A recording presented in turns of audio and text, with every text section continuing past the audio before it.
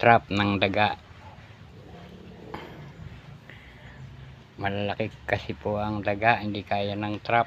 Binili namin. Kaya yan, gumagawa ko.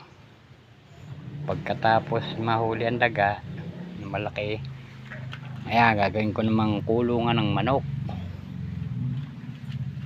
Ayan.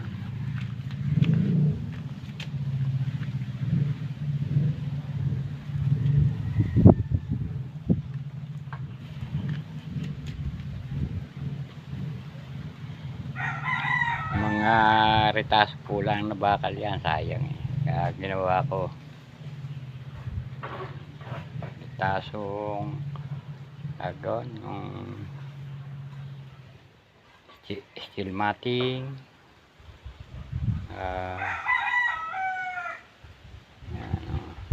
mga reta-retaso lang yan. Nakabuo na. Salamat po at magandang hapon sa inyo lahat.